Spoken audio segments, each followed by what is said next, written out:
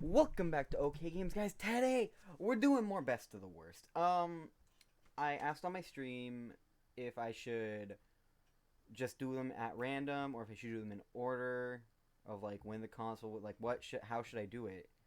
And someone said in the chat I should scrap it now and do NES or I guess Atari, the oldest console I have, all the way through in order. But I really wanted to talk about this game today, so I think I might do that like the from Atari up, but exclude Xbox because today's Xbox 360 day. I only have an Xbox and Xbox 360, not an Xbox One. So Xbox is done after today. There'd be nothing else to talk about with Xbox. Today we're talking about Deadly Premonition. As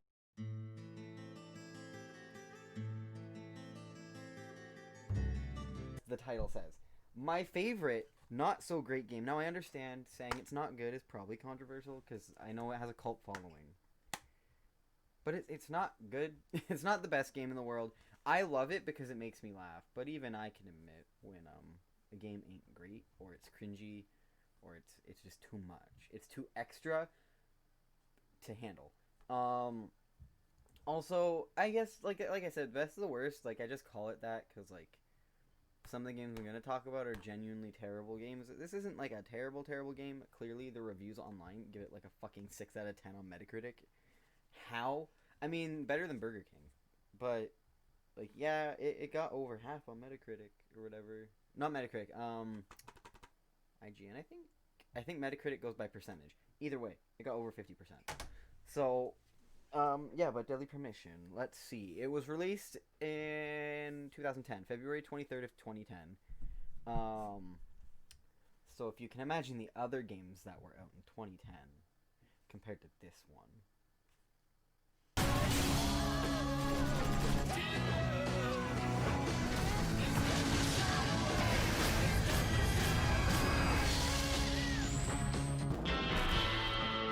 I tried to go straight. I did. Then I got me more trouble. You know, it gives you an idea of the level that this game is. In terms of graphics, in terms of gameplay, in terms of plot. The plot is fucked. The plot is like, I'm gonna go on a tangent later about this. It's one of my notes. I took notes, like I do. One of my notes literally says basically Twin Peaks. We're gonna talk about that later. It was developed by Access Games and Toybox Inc. Access Games was, oh yeah, so one of the people behind Access Games was also the writer and director. His name is Hidetake Suhiro? It's Swery. Swery is what he goes by. That's an alias, but that was his Japanese name. I tried to say it. I can't say it. I'm not Japanese. I don't speak it. Either way. The game itself takes place in a fictional backwoods-ass American town in Washington called Greenvale. Like I said, fictional. This place does not exist. Keep that in mind. And you play as Francis York Morgan.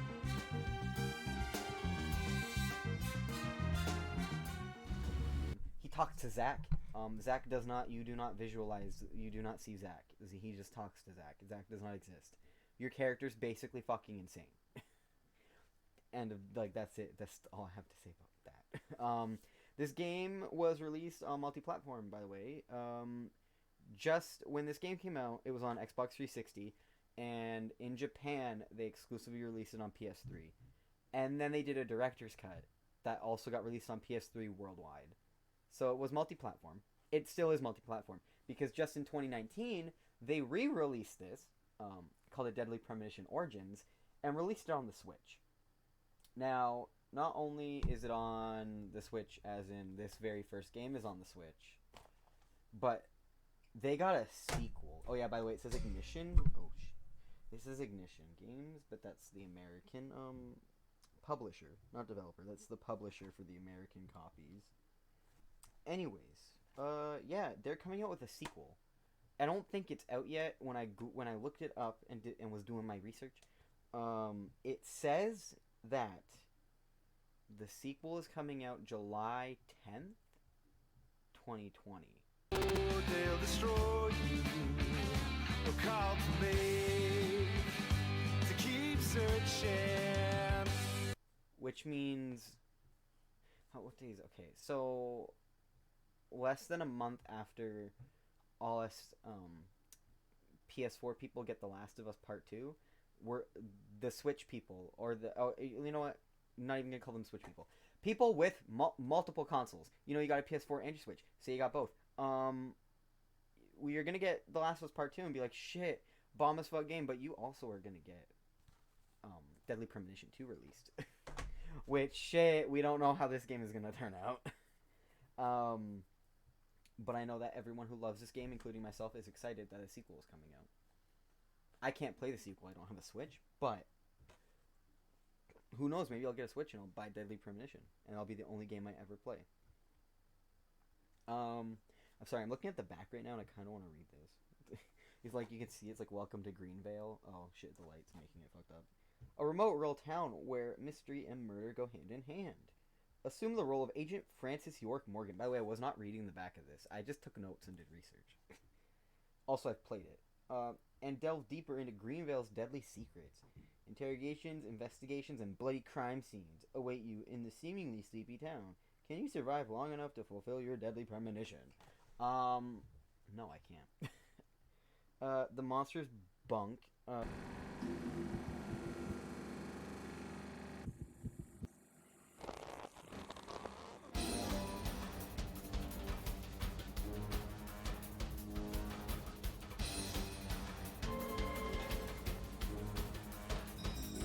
don't know if you guys can see this. You see that bitch? You see that fucking thing? That's a monster. It's just someone doing limbo and walking backwards, but it's a monster. My favorite lady in this, I forget her name. It's the old lady who is the hotel lady. Good morning, Mr. Morgan. Your breakfast is ready for you.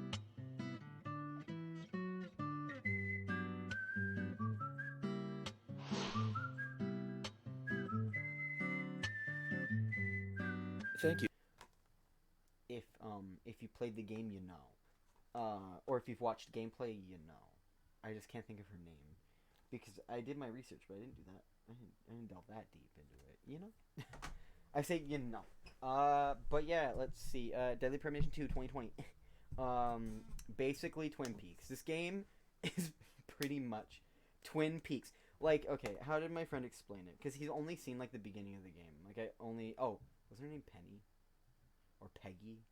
I don't know. I'm thinking of the old lady. My friend's only seen the beginning. I made him watch up to the point where you have lunch with that old lady and you just are at a really obnoxiously long table for too long. Is everything all right, Mr. Morgan? Yes, it's delicious, Polly. My compliments to the chef. I'm hoping my cooking will bring back repeat guests. And there's music playing really fucking loud in the background. It's beautiful. He only watched up to that point, but even at that point, he looked at me and said, it's basically Twin Peaks. So when someone only watches you play it for 30 minutes, and they can clock that right away, then clearly there is something there. I think everyone knows it's basically Twin Peaks, the game. So I was reading a discussion board, and someone said, you know, Alan Wake is basically Twin Peaks. But I would say Alan Wake is not as much Twin Peaks as Deadly Premonition is. Alan Wake has a different plot than Twin Peaks altogether. You're not trying to find a dead person. You're not trying to find a dead person's murderer in Alan Wake. Although, obviously, Alan Wake, they may have, because I played Alan Wake on stream. I beat the game. I can see where they would gotten inspiration from Twin Peaks, but this game, the plot is front for front fucking Twin Peaks. Find some 18-year-old dead girl, you gotta find the murderer. It's Twin Peaks. Although I will say someone in the chat, in this discussion thing did say at least Deadly Premonition had like a conclusion, whereas Twin Peaks apparently doesn't. But it's basically fucking Twin Peaks. Like it just is. I've watched Twin Peaks after playing this and watching gameplay of this, and they are basically the same fucking thing to me. It was like, okay, I forget how my friend explained it, but he said they basically, it seems like it was made to be just close enough to Twin Peaks that they couldn't get sued.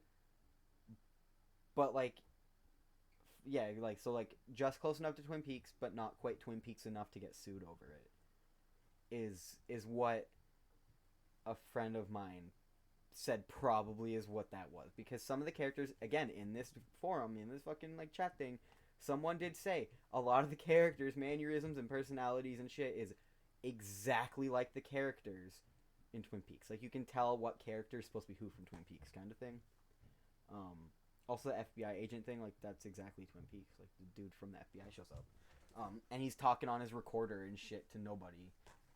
Fucking Francis York Morgan does the same thing with Zach. Zach's not there, but he'll like do this and be like, Zach, what the fuck? it's dumb. But yeah, so that's my rant about the basically Twin Peaks. Now, unlike the last best of the worst, because we don't talk about voice actors in Burger King games because they don't exist. We are gonna talk about some notable fucking names, dude. Notable names. Because I found something out. I almost fucking cried, dude. I was laughing so much because I could not fathom that this voice actress was in this, but we're not going to talk about her right away. You got, so the guy who voices Francis York Morgan is Jeff Kramer. Now, I have his Wikipedia, not his Wikipedia. He doesn't have Wikipedia. His IMDb. Jeff Kramer. What the fuck has he been in? He was in Shadow the Hedgehog in 2005. The English version of Shadow the Hedgehog. He played E123 Omega, which I'm assuming is some fucking robot shit. I have Shadow the Hedgehog, but I haven't played it. He was in Superman Man of Steel. He was in one of the Knights games as a character named Owl, which I've never played Knights, but it's like a Knights Journey of the Dreams from 2007. Which Knights is like another Sega game, because Sonic Adventure DX and Sonic Adventure 1 has the Knights pinball machine. He was also in Mario and Sonic at the Olympic Winter Games as the same character from Shadow the Hedgehog. He was in Echo Knight Beyond, which I don't know what that is, but I feel like it's a notable game, possibly. Because, okay, here's the thing. The guy who voices Francis York Morgan, his most notable fucking game is Jet Set Radio. That, to me personally, is his most notable game. Shadow the Hedgehog 2 is a notable game. But that's about it. I don't know if he was even in Jet Set Radio Future. I think it just shows Jet Set Radio. Like, as additional voices. He ain't even, like, Jet Set Radio Future isn't even on his IMDb. So that's Jeff Kramer. Now, I only looked up 4 of the characters because I felt like the 4 characters that matter the most to plot. So Jeff Kramer playing Francis York Morgan, and then you have Rebecca Wink, who plays Emily Wyatt, who is the deputy sheriff. And what the fuck? Okay, open her IMDb, because she also has an IMDb. She was in the Lego Movie video game as additional voices in 2014. Deadly Premonition, 2010. Deputy Sheriff Emily Wyatt, as well as some chick named Valentine Morgan. She was in Echo. She was also in Echo Night Beyond. She was in. I'm looking specifically at video games, by the way, because like I don't care what TV shows you'd be in. She was also in Superman Man of Steel. She was in Jet Set Radio Future.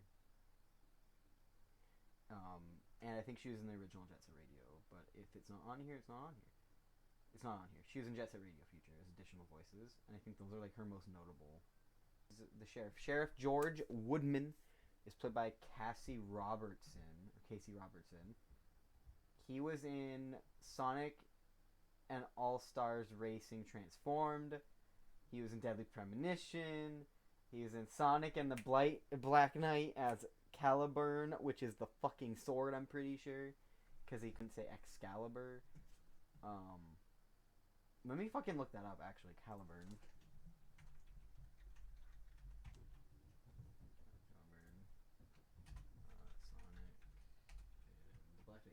No. When I look up Sonic, I do not want fanfic to show. Yes, he was the sword. He was the sword. He was the sword in fucking Sonic and the Black Knight. Yes. Deadly Premonition. Only the best. He was also in a Knight's game.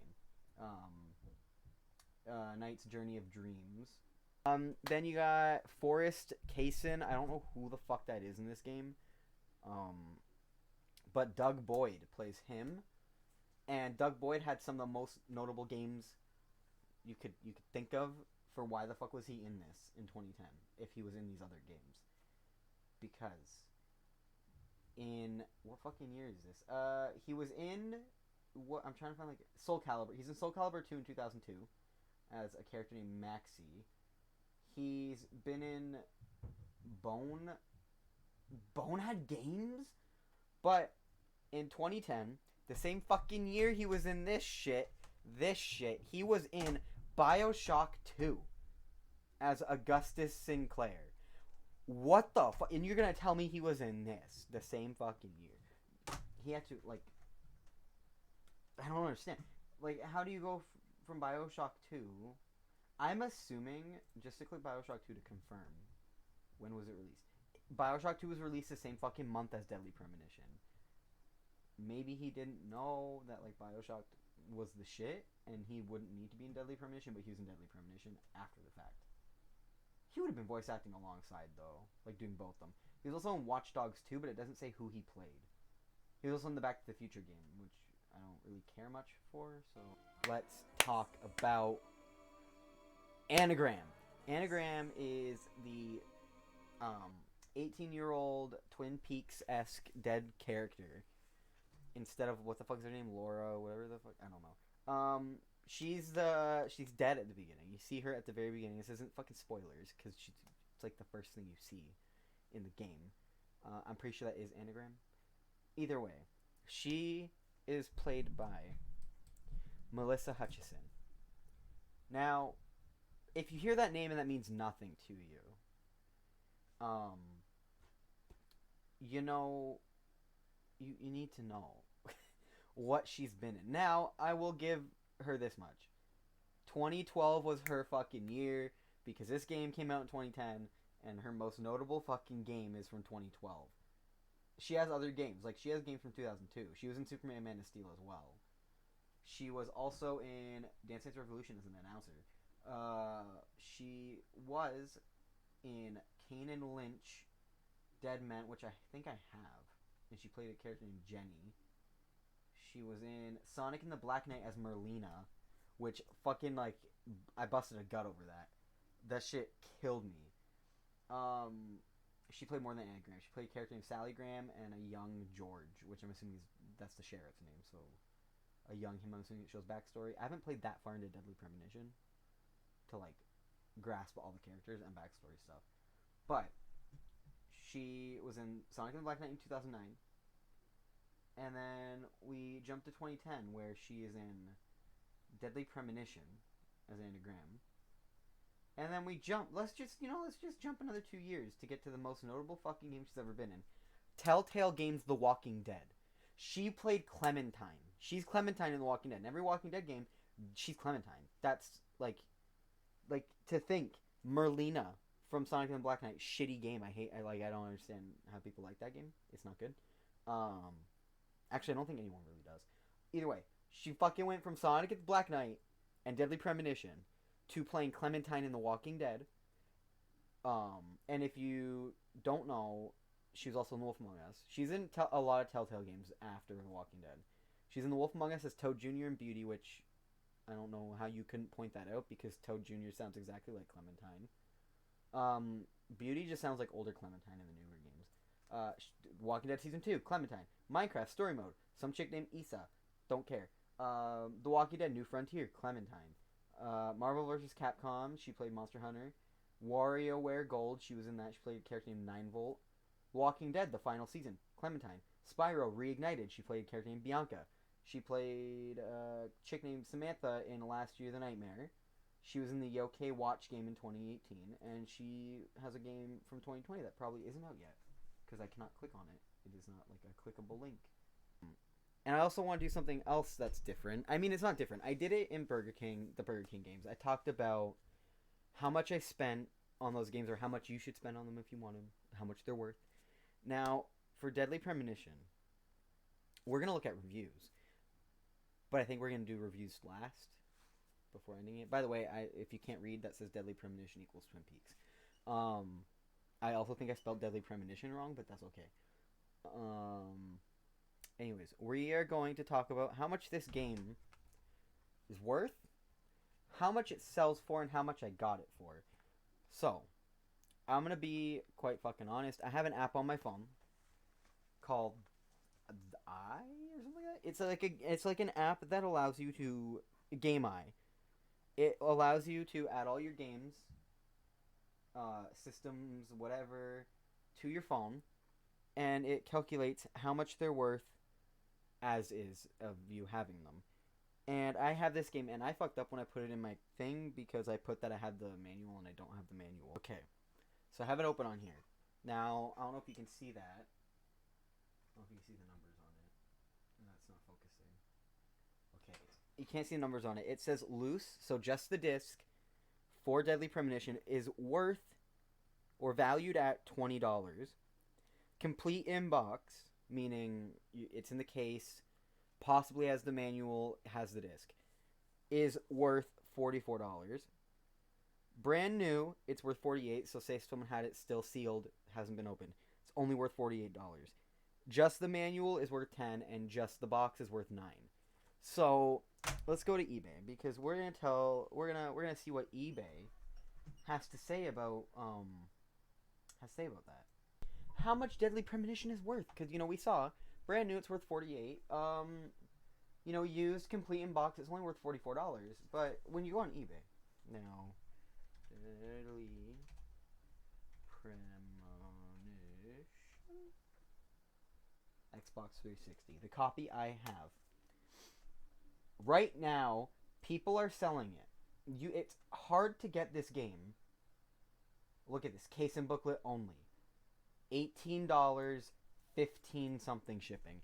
That's for the fucking no game. No game is with that. Now, that is 30 something bucks. That's basically hitting the $44 fucking dollar mark for a loot for the used game. Someone is selling it complete with manual, complete box tested for over $100. As you saw on that app, this game is not worth $100. I can even, just to, for my point, go, game, what the fuck are they called? If I search Deadly Premonition, not Director's Cut, just Deadly Premonition. I don't want a PAL copy. Okay, here it is. It's even worse on this one. Like, not worse, like bad, but like, it's right here, complete box, $43.73. Brand new, $48.47 is more specific than that one, because that one just rounds it. The app clearly just rounds it. It's worth under $44. So this app will round it up or down depending on how much into the whatever it is. So like, for example, it says 48 because it's not at 48.50. It's at 48.47, which means they round down to the nearest dollar. So rounding down to the nearest dollar, it's worth 48. Rounding up to the nearest dollar, it's worth 44. And yet, you go to eBay, top person, U.S. seller, Canadian dollar, 61, $19 shipping. That's $80. That's over $80 for that game. It's 81 something for that game after you buy it. That's how much it sells for on eBay. I did not buy this on eBay. I didn't even buy this game, which is what I'm about to tell you is what I spent to get it. So how did I get this game? How did I get this game? Because I did not spend that amount of money on it. You heard me ranting. I would never fucking spend that amount of money on this. Ever. I don't care. If it says complete in box used, it's only worth $44, $43.73 specifically. I'm not giving you $100 for it at all. Like, it's not. I'm not doing it. But we are gonna discuss this. I got this game for free. I got this game in a trade. I had a copy of Castlevania 64 that I didn't play. I bought it for $20. I had it in my collection. It was there. Never played it. Planned on streaming it or doing a let's play or a one-off of it, but I just never got around to doing it. I just didn't care. I've played some of it. It's fun. It's not a bad game. I like Castlevania, but considering how much this game sells for, my friend said he was willing to trade me this game for Castlevania. So I basically spent $20 on this game. That's how I got that game. That's how much I technically spent on that game. I did not spend $100. I would not suggest someone, if they really want it, like if they really want an original Xbox 360 copy of this game instead of the Switch copy, or instead of like whatever, go for it. Do what you're gonna do. Do what you want to do with your money. But from a cheap person standpoint, someone who doesn't want to spend that much money on a used game that isn't worth $100, I'm not going to spend $60 more on the game than what it's worth. Granted, some games, it is worth spending that much because they never sell for cheaper, but when a cheaper option comes up, like my friend trading me this, or the fact that there is a copy on there that's $80 instead of 100 and something after adding the numbers, then get the $80 copy. Whatever, it's up to you. You just spent double on what it's actually worth, but do your own thing. I wouldn't do that. I personally wouldn't do that. I had to convince my friend to trade me for this. But he only did because he wants a full N64 collection. So he said, you have Castlevania, I don't have it. You want Deadly Premonition, I don't play it, we'll trade. I lucked out with that. However, I know some people won't luck out like that. And I would say if you find it and it's still selling for more than what it's actually worth, go for the cheaper option. If you're going to buy an Xbox 360 copy or a PS3 copy, though the PS3 copies are insanely more expensive. Anyways, we are going to read a couple reviews. Deadly Premonition. Let's see. Deadly Premonition open world survival horror game. Let's see. Reviews. I want to open the reviews. Deadly Premonition is a controversial game. Is deeply flawed and repetitive gameplay.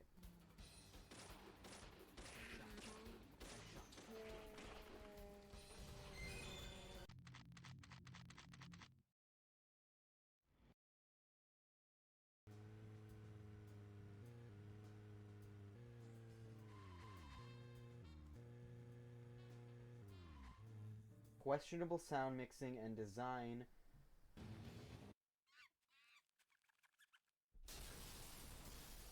Outdated graphics and cringeworthy horror segments, and I loved every second of it. If you're willing to ignore all the game's flaws, you'll find an interesting story inspired by Twin Peaks and a lovable cast of characters. They're 100% right. However, this is from 4 months ago, so of course it's outdated graphics. It's still a funny game. It's like, here's the thing. It's not a terrible game. It's just bad to me, and it's kind of funny. It's bad to me because of all these flaws that they mention. Questionable sound mixing and design. That shouldn't have been questionable. Like, these things didn't have to be questionable back then, and it shouldn't be questionable now. You play Bioshock 2, and nothing about the sound mixing and design is questionable, but that game is from the same year. You know what I mean? So, and the repetitive gameplay, and like stuff like, and the cringeworthy horror segments, like those are all things that didn't happen over time. These didn't happen because it's been 10 years, because these things don't happen in games like Bioshock or horror games from 2010. Some horror games from 2010 are still fucking terrifying, and they aren't cringeworthy at all. Some horror games from 2010 don't have questionable sound mixing or design.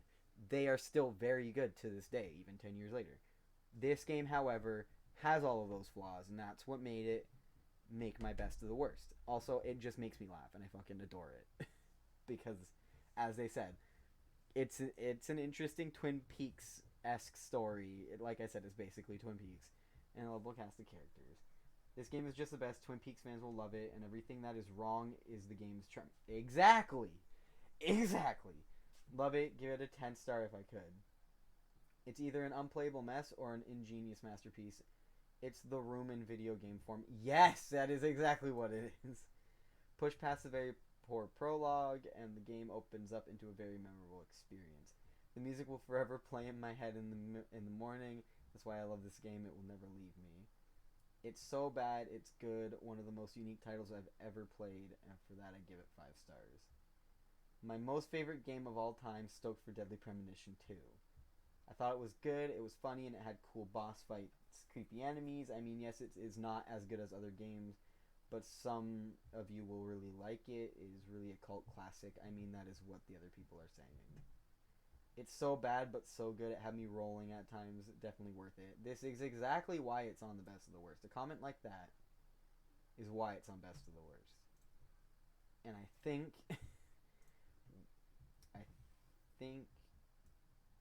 I think with all that being said, we're gonna end best of the worst here. If you enjoy, make sure to leave a like, comment, and subscribe to me videos every Monday through Friday. And make sure, you guys, to leave a comment and let me know what you think about Deadly Premonition. Let me know if you like it, if you hate it, what you love about it. Because I'm not shitting on the game. It's just bad. It made best to the worst for the exact reason that comment said. It happens. Listen, I have like other bad games on Xbox 360 according to others, but I either haven't played them far enough to know that they're bad, or I'm not super in depth with the series that they're in, so I don't know how they're bad compared to. So it's kind of hard for me to put those games on here when I clearly know Deadly Premonition more. Because Deadly Premonition is the start of a series now, since it's a sequel coming out. But for example, I have Silent Hill Homecoming, and a lot of people hate it, but I played it, and I don't know what's wrong with it per se. I didn't hate it as far as I played, though I haven't played that far into it. I understand why Silent Hill fans may not like it, or may hate it, or why a lot of them do hate it and not like it. But I can't, knowing I haven't played it enough, and I'm not super in depth with the Silent Hill series to know why people hate it, it couldn't make best of the worst. But like I said, leave a comment. Let me know what you think about Deadly Premonition. Let me know what you think. What's your favorite thing about it? What's your least favorite thing about it? And make sure to leave a comment. Let me know your favorite bad games that are on any console. Really, Xbox 360, since it's the Xbox 360 video. But any bad games. Let me know what your favorite bad game is. And also, leave a comment and let me know what console you want me to cover next. Let me know if you want me to talk about a specific game just because you want me to talk about a specific game. I'd appreciate those comments, and yeah, I'll see you guys in the next episode of whatever it is that I make.